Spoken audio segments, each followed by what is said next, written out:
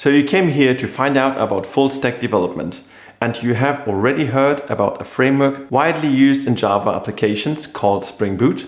You're in the right place because this is exactly what we were talking about today. Welcome to Do Some Dev. My name is Gene. Before we dive into the technical details, let's start with a basic question. What do you think are the key benefits of using a framework like Spring Boot for full stack development? It's pretty undeniable. Spring Boot is absolutely fantastic. It lets things appear so easy while handling a lot of logic in the background. We will dive into how Spring Boot can help us within full stack development, but we also want to make sure we understand what full stack development actually is.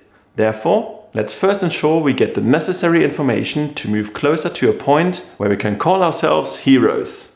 Okay, let's define what full stack development is. Full stack development is a term used to describe development of both the front end and the back end components of an application. The front end is the user-facing part of the application, while the back end handles the business logic and application workflows that run behind the scenes. Front-end development involves creating the user interface and the user experience of an application. This includes designing the layout, styling, and interactivity of the application. Front-end developers typically use HTML, CSS, and JavaScript to create web applications. Back-end development involves creating the server-side logic and data storage of an application. This includes developing the application's business logic, data access layer, and API. Back-end developers typically use programming languages such as Java, Python, Ruby, or JavaScript to create web applications, where the latter also involves using Node.js. Now, why would it be called full stack development? What does stack have to do with it? I'm glad you asked. The term stack in full stack development refers to the collection used to build a web application. It's like a layered cake, with each layer representing a different aspect of the application, making use of a certain technology. Okay, so does this mean that the different components in a full stack application are in fact complete applications by themselves? Well, no, not really. That would be a microservice, and I do have a video about that, which you can find in the playlist on this channel called Spring Framework. Well, you will also find this video in the same playlist. While the different components may have specific functionalities and can be modularized to a certain extent, they are inherently dependent on each other to form a cohesive and functional application. Let's break down the different parts of a full stack application. First, we have the front end. It consists of a user interface and offers a certain user experience. The user interface is what the user sees and interacts with. We mentioned before that it is typically built using HTML, CSS, and JavaScript. The user experience, on the other hand, focuses on the overall journey and experience, including the design and usability of the user interface. In technical terms, there is no thinking process here, as the focus is on graphics. As soon as there is application logic to be handled, a request with the according information is sent from the front end to the back end. But that's not all, as the back end usually responds some information in one way or another. Therefore, the front end will get that response from the back end and show something according to its context. While the front end is what the user directly interacts with, the back end is the engine that powers the application. It handles the business logic, data storage, and server-side operations. It processes the requests from the front end, executes the necessary logic, and sends the responses back. Popular server-side technologies such as Java, Python, JavaScript, Ruby, and many more will get the job done. To store the data, we mentioned the data storage, which would usually be a database. A very popular database is MySQL, as well as its fork, MariaDB, which was created to maintain the open source nature of MySQL after Oracle acquired the company. Other relational databases would be MySQL Server or Oracle Database. Those are SQL databases, but what if we require a different way of storing and retrieving your data? Well, then we enter the area of NoSQL databases, which could be MongoDB storing JSON-like documents, or Neo4j if you require a feature-rich graph database. Okay, we made sure we understand what full stack means and what full stack development involves. And we also have an idea of what software we're going to make use of. The focus in this video remains in the Java world. Now, where could we make use of this programming language? Let's take a quick look at the components of a full stack application.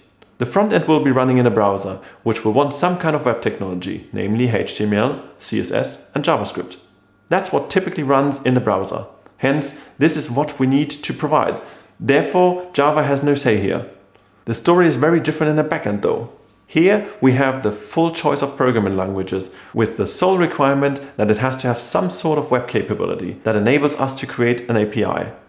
Java is just about perfect for this job, but we don't want to build an entire API manually in Java. What we want is a framework that simplifies the process of creating production-ready applications. It needs to have pre-existing logic we can access and make use of.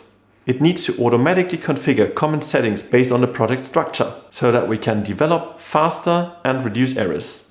This is where Spring Boot comes in, allowing us to very quickly get an application running.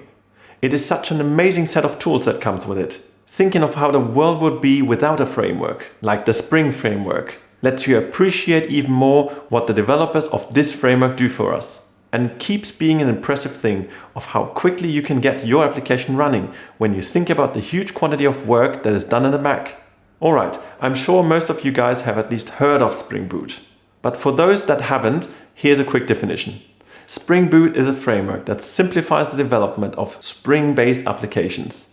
It provides auto-configuration, opinionated defaults, and embedded servers, making it easy to create standalone production-grade applications.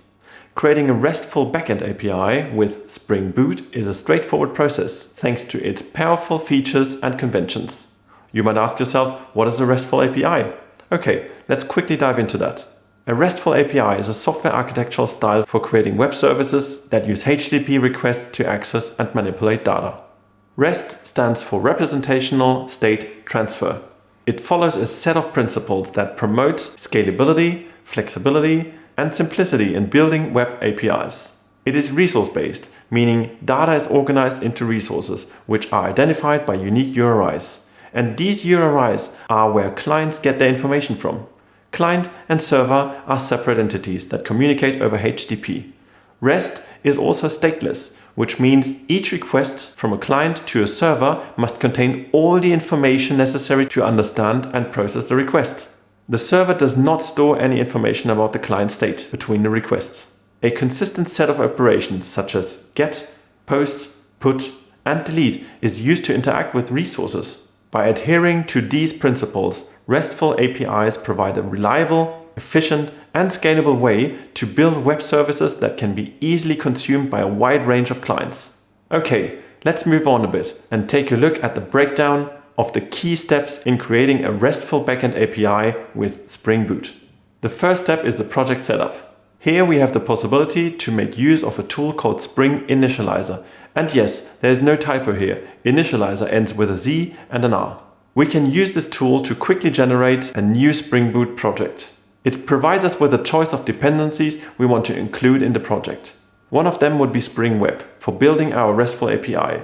The generated project will have a clear structure, including a folder for our Java code at source main Java and another folder for our configuration files at source main resources. The second step consists of building the data model. Here we need to define Java classes to represent the data we want to expose through our API. If we wanted to provide information about cats and dogs, well then we would need the appropriate classes to represent them, namely a cat class and a dog class, both defined as entities. Anyway, these classes should have fields, getters, and setters for the properties we want to store. To interact with the database, we need to create repository interfaces. This is where we need to add the dependency for Spring Data JPA. Okay, I want to quickly pause for a question. We've discussed the importance of a well-structured data model. Can you think of any potential challenges in designing a complex data model for a large-scale application, and how might Spring Boot help address these challenges? Tell us about in the comment section of this video. Alright, in the third step we handle the service layer. Here we implement the service classes to encapsulate business logic related to the data.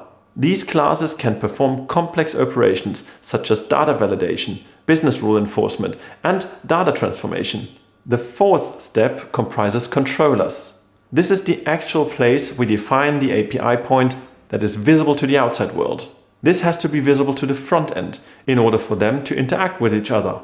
We need to create controller classes that will handle incoming HTTP requests and return appropriate responses. We also define what type of HTTP method can be handled, namely GET, PUT, POST, and DELETE. The fifth step is in configuring the application properties, such as database connection details, server port, and more. Some configuration is handled automatically, like data sources, transaction managers, and security. The sixth and last step lies in running the application and enjoying our setup. Now we have a running backend that is also attached to a data source. We can now put our thoughts into testing the API with tools like Postman or curl. After having done so, the logical next step would consist of building the frontend. The basis for the frontend is what runs within the browser. While it is possible to build everything needed in a frontend with the three technologies HTML, CSS, and JavaScript, it may require countless hours until its completion and therefore isn't really a practical way of doing things. To navigate around this, groups of people have come together to create frameworks, offering a collection of tools and libraries to streamline the development process. They help building user interfaces and provide certain structures that applications can build upon. The most widely used ones today should be React, Angular, and Vue.js, but there are more than just these few. In fact, personally, it feels like every other month or so, there is a new front-end framework being published and going viral.